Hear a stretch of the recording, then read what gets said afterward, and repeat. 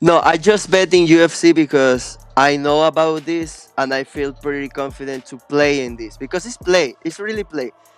You didn't went to play bowling, which you're going to spend like 35 or $40 on playing bowling. Okay, I spend it in betting in fights, and I'm having fun, and I'm also getting some money back. What's going on, guys? Welcome to today's new episode. We didn't do the best last week with our prediction video, so I decided to invite an expert, Mr. Vision Guru, out here on YouTube.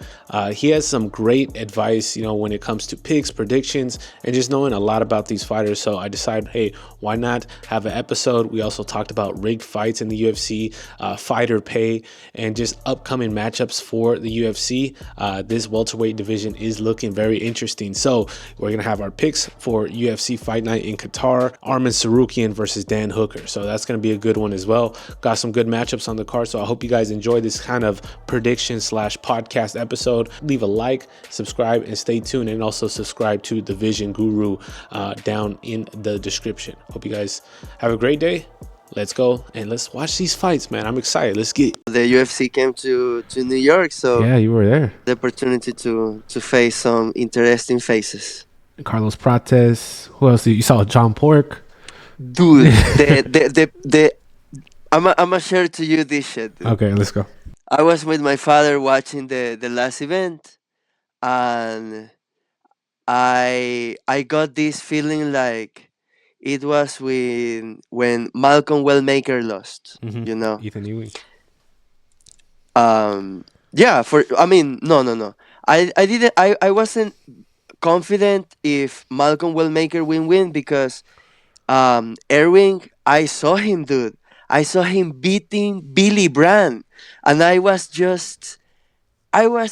like, I can't believe it how this sport can play, dude. Because if you don't know, like the company where comes Erwin is the A1 Combat. Yeah. It's the organization of Uriah Faber, and it's the same organization where comes Peyton Talbot, and we will see more faces. Right now is Erwin, Peyton Talbot, is Bopo, Joseph Morales. It's a lot of Cali fighters who right now gonna rise up. But yeah, I was like when I saw Erwin beating Billy Brand, I was like, oh damn, bro, he's good on the hands. Malcolm Wellmaker is good on the hands. I didn't saw Erwin any wrestling. Billy Brand is not a wrestler, so Malcolm Wellmaker never showed to me any wrestling in his fight. Right now, when we watch it, Erwin, I feel like the next matchup for Malcolm, if he is facing someone with average and decent wrestling and jiu-jitsu, Malcolm Wellmaker is in a lot of troubles, bro. He show up in 3 rounds, a lot of holes, dude. Like a lot of big holes in his game, like the clinch, the grappling, and it was fighting a dude who fought like just 2 days ago, dude. Like Yeah. that's just unbelievable. So for Billy Brand, it's sad. This is the sad part, the very sad part. Billy Brand, I know it because he fought Peyton Talbot, and it was the same situation. Whoever wins this fight, Yeah. it's gonna go to the Dana White Contender Series. So Peyton beat Billy Brand, and then Billy Brand came up to get finally an opportunity in the Dana White Contender Series, but he faced um, this fighter who was about to fight Wellmaker before Erwin, the Australian guy. I forgot his name. I just talked to the commentator for A1 Combat, and he was like talking about all the fight. I don't even know all the fighters, especially in those like organizations. I just know it because Peyton and Bactan, and because I've been in the event, so Yeah. I quickly like got related with a couple fighters like Okay. Hector El Matador. But yeah, dude, I was just like, how sad is for Billy Brand, like to be so close and always face a dude just a little bit better than you, and not get it, dude, and just It's but so be close. so close, dude. Yeah, it's just frustrating. Oh man, but I feel like with that card, I mean, I feel like you did really well, especially with the picks and stuff. I felt like that was like, you were hitting them. Even the week before that, like, even with the Onama Garcia fight, I feel like there was like a lot of picks that, if you have to really know a lot of these fighters, and that's like one of my biggest like things, like especially if I do like prediction videos, like I have to be on top of like all these guys and watch their fights and see what organizations they've come from and see what kind of level of competition and like actually studying fighting. Like now, I don't even train MMA, but now I'm like looking for like patterns and trying to see like what kind of holes there was there. But yeah, it's a crazy sport for sure. Now, talking about the odds and betting, like in this betting side, I feel like it's a good topic to talk because it's very different. Read the fights and do betting in fights because lately we are seeing s- interesting things happening in fights.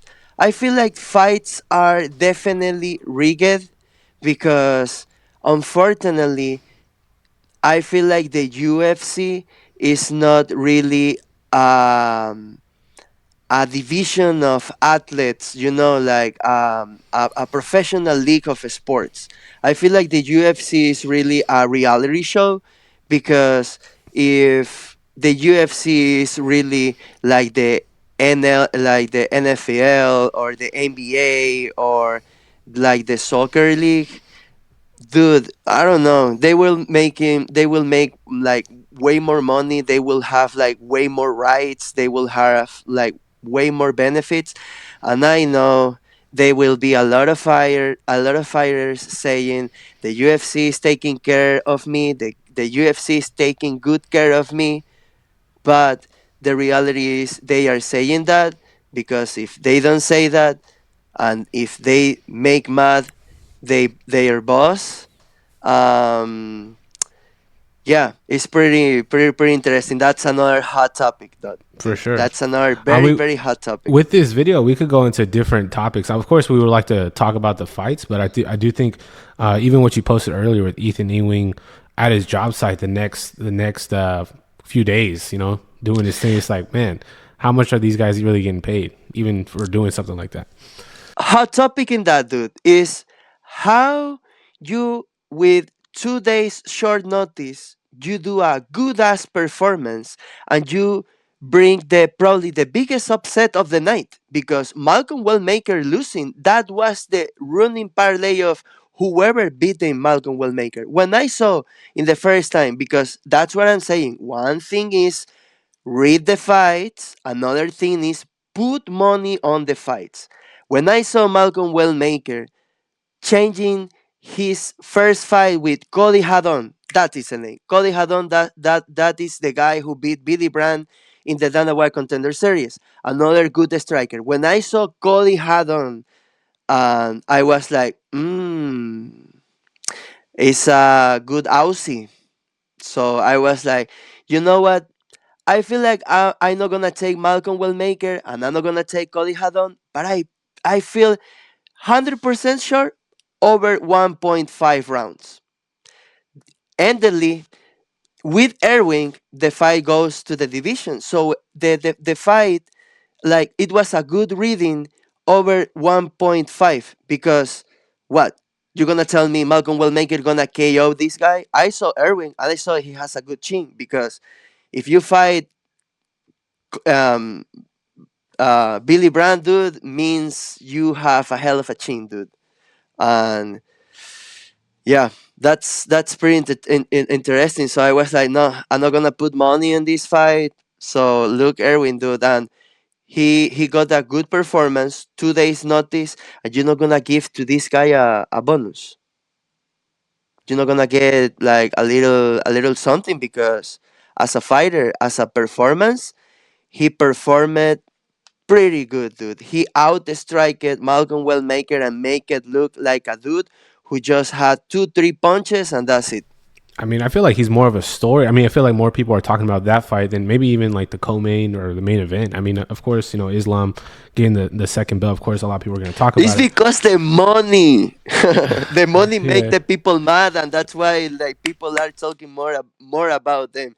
If the money and casinos they were not existing, the rising of this sport were very low, bro, very low. But because we have the money involved and we are able to bet in sports, that make the sport also grow more, for dude. sure. A lot, and that brings a lot more emotion, right? I mean, you got people, getting rich or losing a lot of money. I mean, it plays with the people's like emotions. So it's like they're more vocal online.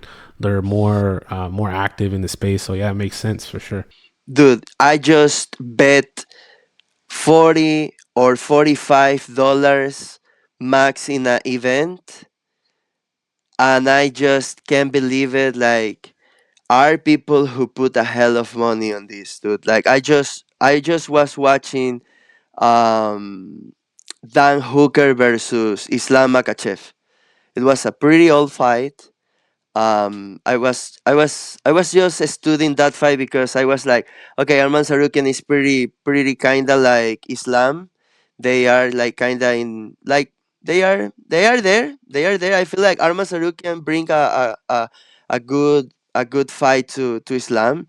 I believe when they face in the first time, Arman Sarukian is the first dude to take down Islam for the first time in the UFC. That's right. So Arman Sarukian, I was like, okay, Dan Hooker, I was like, oh shit, this a guy putting $15,000 in Dan Hooker to beat Islam. Like, I know it's good to have some hope in the dogs, but what you were watching, dude, to put $15,000 in Dan Hooker versus Islam Makachev, like, no, no, no, no, no.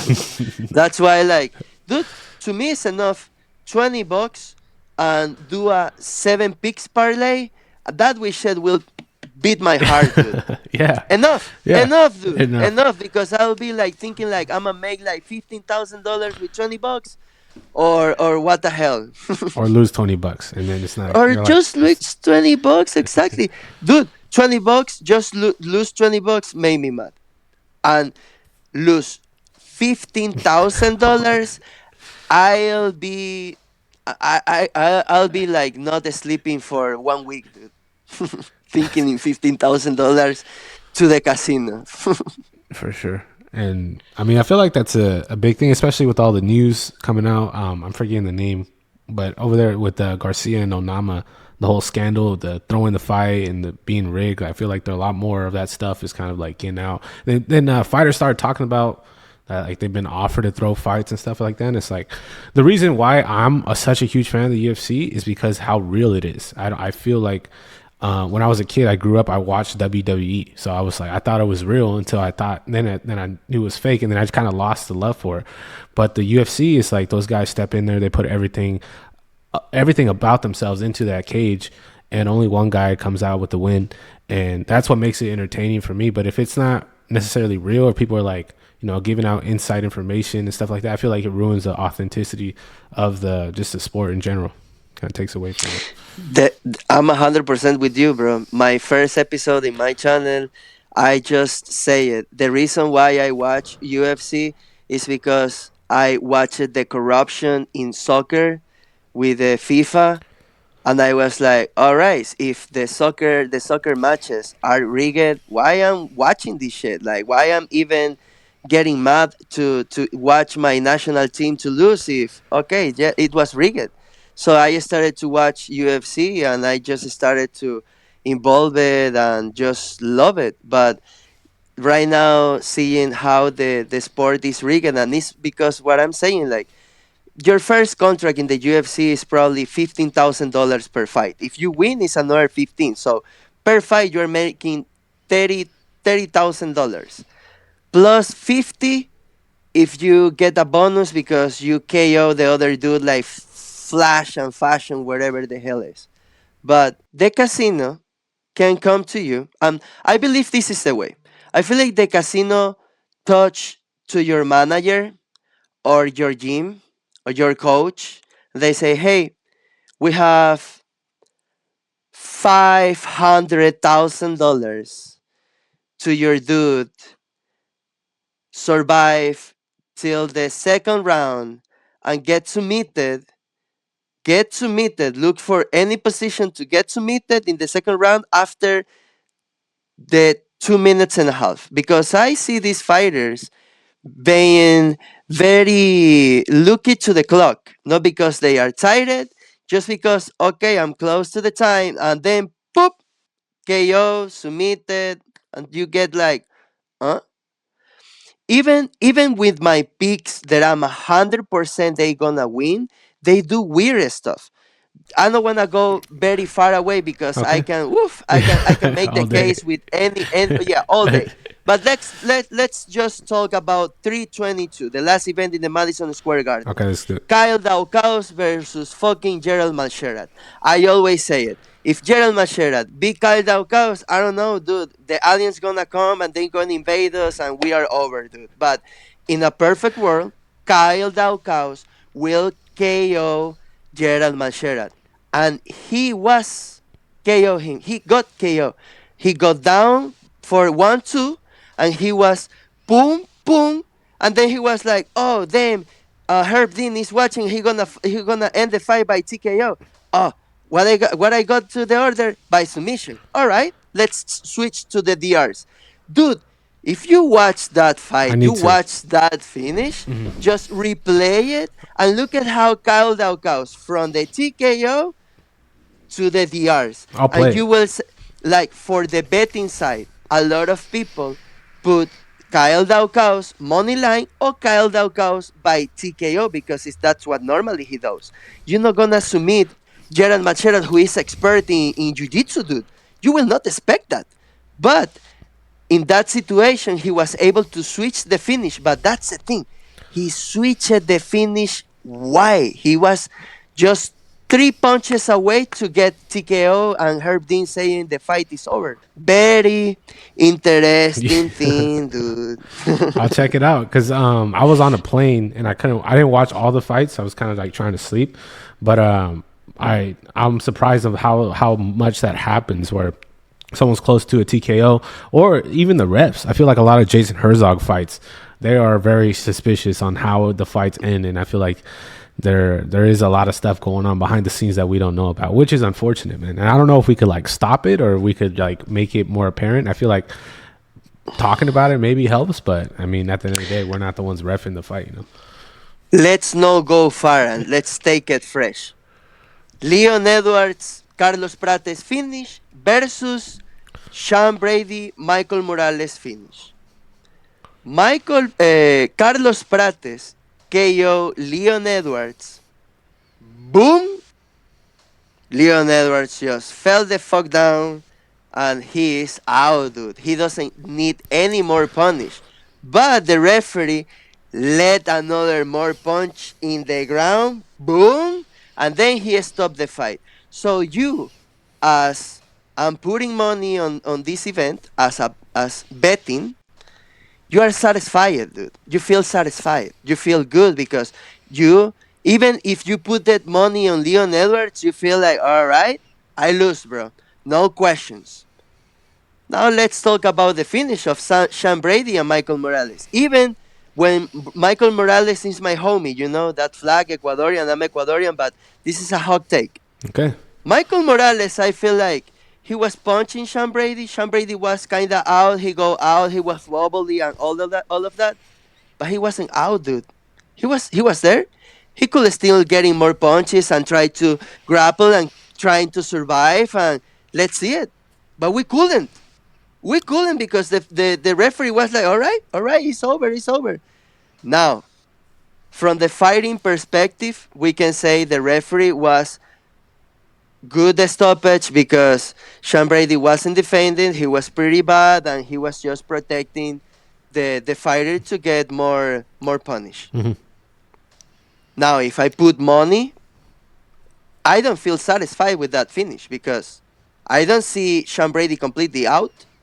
I feel like he could, as I'm saying, he could survive, grab Michael Morales, and try to grapple or do something and just the fight keep going and recover. But yeah, the referee didn't let me recover. Yeah, I'm Two surprised. sides, two Yes. And that's sides. what I said. I actually said that in my last video talking about it. I felt like there was like a little upkick that Sean Brady had that kind of showed that he was still trying to defend himself. But I mean, Michael, I mean, it did knock him down. He was like probably not seeing things correctly, but I feel like compared to the Leon Edwards KO. I mean, Leon's like his eyes were like open. He was like smiling, like he was not there. Like his Yeah, consciousness was like he was somewhere else. So with Sean Brady, it's a little different, but I don't see him on Instagram or anything. Talking about that stoppage or complaining about it too much. But still, yeah, all those things, and it's very recent. It's not like those stuff. The things are changing and stuff. So you wanna jump in the card? yes, Share this window. Perfect. That's what I wanted, dude. I wanted just to share this window. Perfect. All right. So this is the fight that I was. The fight before Naurdiaz versus Ryan Loader.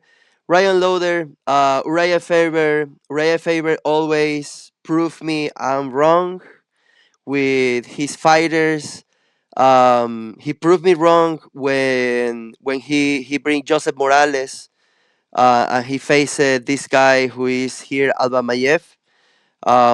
Joseph Morales is a pretty good fighter, so I'm a trust on him. I'm a trust on this dog. It's not really a pretty big dog. It's just a little bit over. So it's not a crazy thing. Ryan Loader winning this fight. Um, Now Alexander Topuria with Almaham.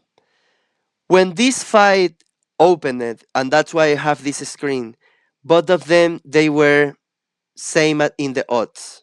So they were right there. Now, looking in the betting side, 17% of the betters, of the people, are with Tupuria.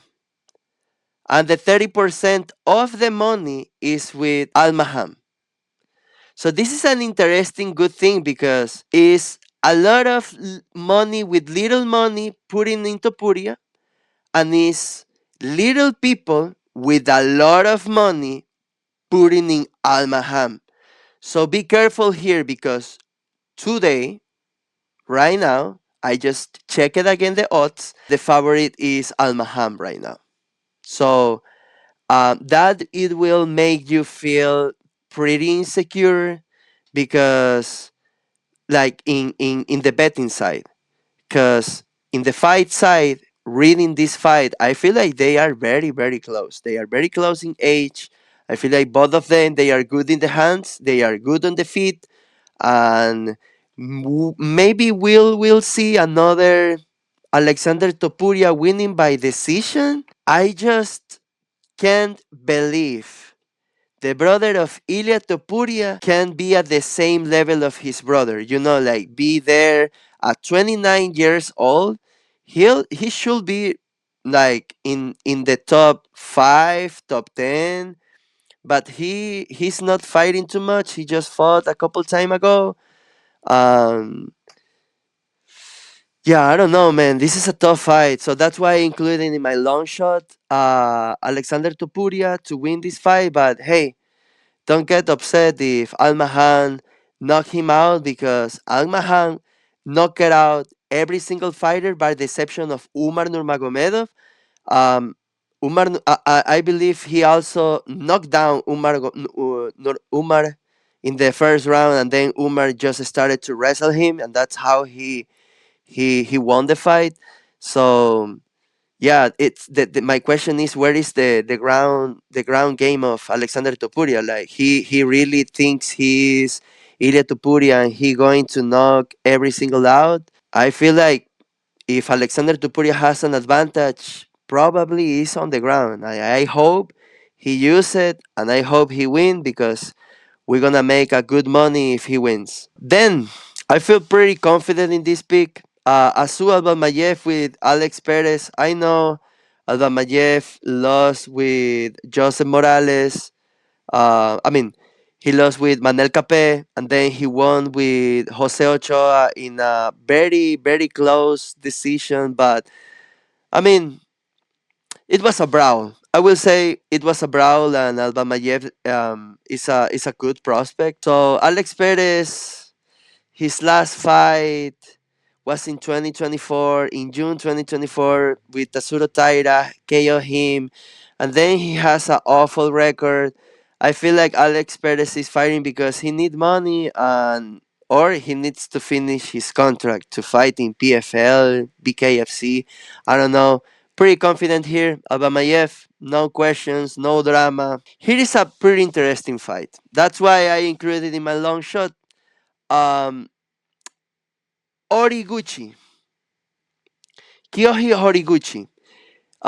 He has 35 years old. He has a good winning strike, but he didn't fight since December 31st of 2024. He has a grappling match. He's a good grappler. I watched those recent grappling fights. So he's fighting Ulanbekov, who has a long reach. I feel like he's not really good or really special in anything. He's just to me, it's just an average fighter, honestly. If you watch Origuchi, I feel like you will take this dog. I included in my long shot. Then we have Gassiev. It's not updated here, but Gassiev is facing Salsa Boy Waldo Cortez Acosta. The pretty interesting thing, and that's why I keep it this. The favorite it was Gassiev with the Spivak. Right now, if you look the odds, right now Gassiev is the dog with Waldo Cortez Acosta. Don't get confused. Gassiev is pretty good, good wrestler, good striker, and also has good chin. So even if you think like Waldo Cortez Acosta has good power punch, Gassiev has good chin. So let's just expect upset for whoever included in their parlay Waldo Cortez Acosta, because probably they are not like pretty fan of these Russian Caucasian fighters, and that's why they jump in Waldo Cortez Acosta.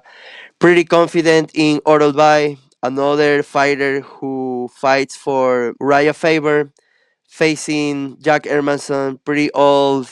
Um, Jack Hermanson lost to Gregory Rodriguez. Gregory Rodriguez is alright, and then he lost to Roman Dolitz, who is just another average fighter. Orolbay is a good fighter, bro. Orolbay is pretty good. John, 27 years. I'll be surprised if Orolbay wins this fight by decision. It's just that. But then money line Orolbay, 100% confident. And then Ian Machado Gardi with Belal Muhammad. I hope Ian Machado Gardi can win this fight by KO, but long shot, money line, and then Arman Sarukian and Dan Hooker. I'm pretty sure it's Arman Sarukian. It's just by what and in which round. I don't believe this will be a 5 rounds fight. And it's just about like Arman Sarukian KO or sub double chance. Then I feel pretty confident about that short parlay that I have. It's just a 5 picks. Pretty confident to play $100, and it will be Ansua Balmayev, Gassiev, Orolbay, Ian Machado Gardi, and Belal Muhammad over 1.5 rounds. Don't play 2.5, 1.5 rounds. Then Arman Sarukian by KO or submission. Let's just wish this fight doesn't go to decision, or Dan Hooker just wake up and becomes this fucking parlay killer and wherever the hell is. Yeah, that's my play. I hope we can make some money. It's always the cash out option if the things are not going well. But I feel like just these two lines, I feel like pretty confident we're gonna get it. I hope we get it. So yeah, let's just play it. With Alonzo Menafield and Ozdemir, I know it's not on your parlays, but what do you think about that match? Like, I feel like Alonzo Menifield's cardio kind of like threw me off in his Same as last fight. Mainfield. Both of them they have the same issue, so it's a pretty fair matchup. I don't see why the odds are fabbing so much to Ozdemir. Cause man, both of them they are I feel like right there in the same level. I know like Hmm. Mainfield it's like 3 years older, 2 years older, but he Hmm. has two winning streak with Julius Walker, Omar Sy.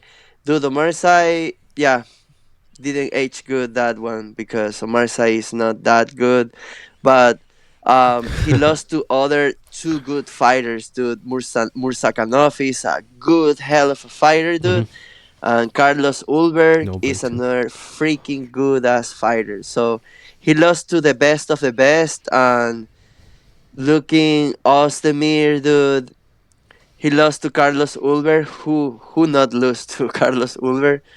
Right. Who hasn't, right? He Yeah. KO'd Johnny Walker. He submitted Botkanguskov, which that's to me surprising, bro. If Volkan Ozdemir submitting Mm. Botkanguskov, but losing to Nikita Krylov, it's that one is pretty old. That's the thing. Is that one is pretty old, so you can take that one as like that lose of Ozdemir.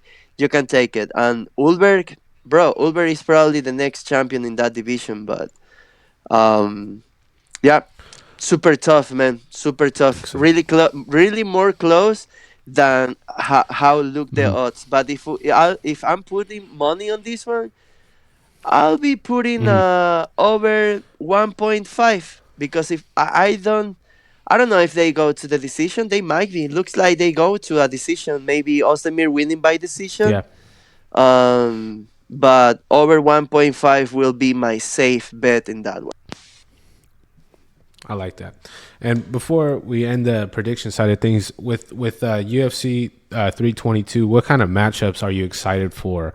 Especially with that welterweight division, I feel like it's really is looking very Well, interesting. the welterweight division, like the whole drama, it will end with Belal Muhammad and Ian Machado Garry because is this chapter who needs to end before we start to talk about what's next. Now, I don't know why the fans are calling so much Ilya Tupuria and Islam Makachev to fight when it's just like timing. I like Ilya Tupuria with Islam Makachev. I really like it, but it's timing. Right now is just pretty no sense timing to make that call to make them fight because you have Ilya Tupuria who just recently moved up to the division, beat Charles Oliveira, but all right. And then you have Islam Makachev who is moving up from the division and beating JDM. Another fight, what to me is just like, why you make JDM to fight Islam so quick, bro? Why you didn't let JDM to have a little time, enjoy, train, get ready, get prepared? Because you Hmm. are not facing Belal Muhammad. You are not facing um I don't know, dude. You are facing Islam Makachev, which is right now the pound per pound of the division, and you just give him 3 months of camp. That's pretty unfair, bro. That's why I feel like that's how JDM got beaten so easily because he didn't have the time to heal, recover, train. It's just unfair to me, dude. And um, to me, the next thing right now is Islam Makachev to Michael Morales. If you asking me like right now who he should face, Michael Morales has Hmm. 19 wins and no losses.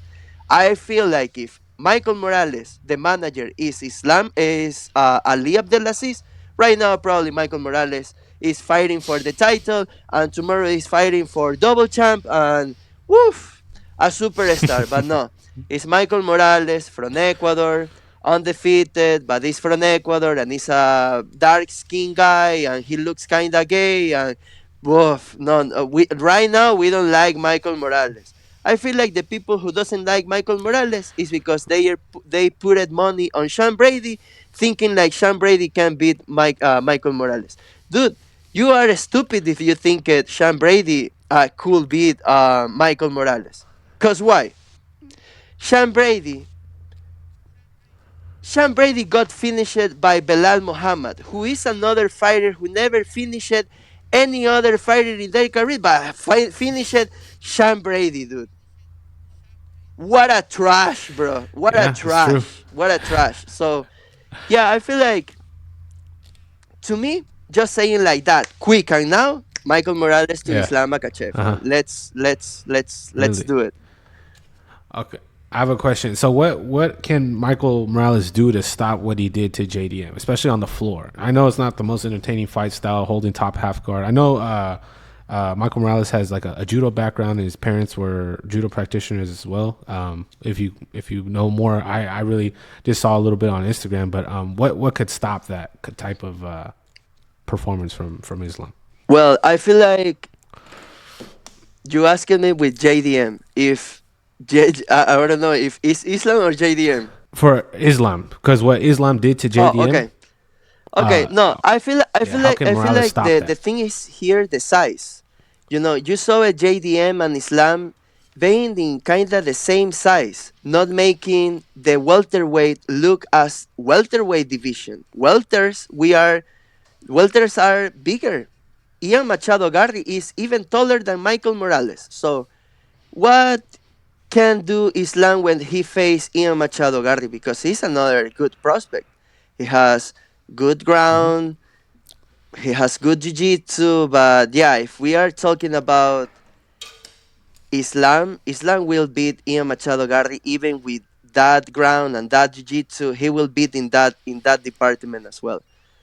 But with Morales, the thing is, I feel like Morales has that base of judo.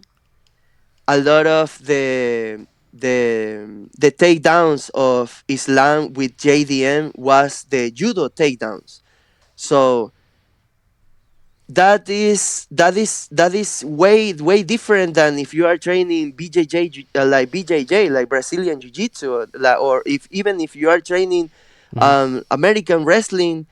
It's not the same. Judo is another martial art, dude. So Michael Morales is training judo since he has 4 years old, and then he switched to wrestling, and then he learned jiu-jitsu in that order, dude. He's like, if you want to become the avatar of the MMAs, since you are a little Yeah. kid, 4 years old, start with judo or wrestling, learn both of them, wrestling, judo, then add jiu-jitsu. When you have all of those three, you add striking, bro, you are the avatar.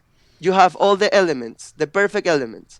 So that's the thing. Like, if you are asking me how Michael Morales will be Islam, he can beat it. I don't know. I really don't believe Islam can take down Michael. And if he take down, I know Michael can stand up. He's pretty strong. I don't know. I don't know if you see it how their opponents can take the power of Michael Morales. Even when they are covering with their hands, it's like he break the defense even when you are defending, dude. So that means you have a hell of a power. Now, don't take it from me because you don't like me. It's okay. But look the interview of Gilbert Burns with Jackson, with Rampage Jackson, Rampage but his channel Jackson is and Jackson, I Bear. believe his. Yeah, it's So Jackson Gilbert Burns podcast. says there like he never felt any fighter who punched that hard like Michael Morales did. And you can see it like Gilbert Burns was covering, but Michael was just punching like he was freaking hammering a freaking wall, dude. So he just got down, and it looks I the believe it. same with Sean Brady. That overhand just moved all his head, and then it's just wobbly down and boom, boom, boom, boom, boom. So that's the thing. I feel like Michael can KO Islam, or even if they go to the floor, I feel like Michael has a hell of things to show up. Like he's better and young Yeah, and hungry. yeah, yeah. Yep. The Ecuadorian fans, they're active over there. I saw them in New York once they started panning over the. You guys are like crazy. Like it's cool. I feel like if Michael Morales has a shot, I feel like he'll definitely bring that energy into the stadium. I feel like I would change I a lot feel of things, depending on where the I fight's feel at. like it's justice, dude. Like, yeah, if you talk about New York, in New York is a big, big Ecuadorian community, dude. Like in Queens, Brooklyn, Mm, even in the Bronx, like in whole New York is a hell of Ecuadorian people, dude. So, yeah, if the UFC make a fight in New York and you have a Ecuadorian fighter, you will have Ecuadorian people there, like the whole crowd, cause I feel like it's just Ecuador is a super small country and we just have like four fighters in the UFC. So I feel like Carlos Vera is, it's not that good. You have Martinetti, this recently fighter dude. Adrian Luna Martinetti. He just recently got his contract in the Dana White Contender Series, but also he's just right now in the UFC. And then you have Chito, who I feel like he doesn't represent. When you heard the word arrecho from Michael Morales, or you heard like arrechera, oh, that's arrecho. Arrecho means even if you feel fear, you gotta do it, bro. Even if you feel afraid, even if you are scared, you gotta do what you gotta do, bro. And Michael Morales represents the arrechera, dude. Even if I'm scared to face Gilbert Burns, I gotta do what I gotta do. Even if I face Neil Magny, which is a legend of the sport, I'm scared, but I gotta do what I gotta do. I'm a face right now, Sean Brady, the number two of the division. I'm the number eight. I'm super young. I'm scared as fuck. I gotta do what I gotta do, dude. And I'ma do it in the first round. So he did it in the first round, dude. So he did. I wasn't even like I don't know. I wasn't even. I mean, I was surprised, but at the same time, I really wasn't. I kind of I knew he would let them hands fly. I thought Brady would shoot like a takedown, maybe a little sooner, maybe, but he shot the takedown after he was rocked, so it wasn't really effective. So, man, being number two, it shocked yeah, a lot of people that's watching the why I fight for feel sure. like a lot So of a lot of U.S. people, because it's the U.S. people, and they are not happy with Michael. I feel like he ruined a lot of parlays, and he doesn't speak English, so I feel like he's not doing the engage with the U.S. people as he should, or like Chito. Chito got engaged with the U.S. people pretty well, but I feel like it's because he got related with a lot of music artists, and yeah, I feel like he got with a lot of artists related, and that's how people just started to like Chito. I started watching Cheeto after watching the Bradley Barton podcast with him. So it was like that was how I was introduced to Right. Cheeto Vera. I wasn't like necessarily a huge fan at the time, but I mean, I kind of just start over time. You get to know some of these fighters. They get online, start talking about their story. I feel like Cheeto's story is very interesting as well, just because he was like, working at a job. He was like working. He was trying to fight for this dream, and then his dad only gave him a certain amount of time to make it to the UFC, and then he did. And then he was like making his like his first appearance. I think it was in Mexico, and you could see him like walking out. He's crying, trying to fight for his daughter's surgery. Like it's a very inspiring story. So the more you hear about those types of things, it definitely makes you want to watch the next Definitely, fight. I mean, Chito is a fighter that I like as a Ecuadorian, because he's to me the first Ecuadorian fighter to get to the UFC, and same as you, like the history of like his history with the stuff with the daughter, and how he got his dream, because he was, even when he was very young, he was a problematic kid, dude. Like, he was just looking to fight in the school and all that shit. I got to see Chito, so he signed the cup here, and we got the card of Chito. I Nice. just, as a fighter, I don't like him because he doesn't represent arrechera. He get too many punches in the Arrechera. face. And if you heard Michael Morales said what every Ecuadorian normally says, like, we don't like punches in the face. If we get a punch in the face, dude, I'm gonna get mad right now. I'm gonna just get on you. So that's why Michael is like that. If you punch him in the face, Okay. dude, you are just making mad that dude. You're screwed. Yeah. Arrechera. Okay. That was the first time I actually heard that. And it's very inspiring because a lot of things in life, sometimes you get scared. You're scared. You start second guessing yourself. And I mean, if he was scared, he wouldn't be where he's at right now. So I think it's very shocking and very interesting to see what's next. And I see like podcasts with like Usman talking about he's next for the shot. And I don't think that that's the next thing That's for Usman to good. get Good, up. you bring it, bro. I was almost to forget that. If we see Islam versus Camaro, it's just because Ali Abdelaziz managed both fighters. So yeah, dude, Ali Abdelaziz has power in that company, dude. I don't know if he invested money in the company. He has some stocks, shares. I don't know. He cleaned the house of Dana Something. White. What the hell, dude? But too much privilege for that manager. Yeah, I've been hearing more about Ali just the past few months. Even with him like streaming with Aiden Ross, I'm like, that was the last thing I expected for Aiden Ross to be in the gym with Habib with some pink shorts and all that stuff. And he was getting choked out by Ali, but all the crazy stuff from the manager side of things and like running. What's his name's Instagram, Uncle Lives, or Twitter, and then all these fighters are upset. You got Khalil Roundtree upset. You got Yuri Prohaska upset. It's like, man, I don't know. It could be making some maybe some mistakes under these fighters, but it seems like he does have a lot of power in that type of field. So it's very interesting as well. Definitely yes, bro. Definitely yes. But I feel like if Kamaru wanna fight, he should fight whoever lose between Belal Muhammad and Ian Machado Garry. I feel like it's an interesting matchup, Mhm. Belal Muhammad with Kamaru Usman. I will like that one. I will love it. Even with the case what they have, like, they have Usman and Senre Cejudo has a YouTube channel.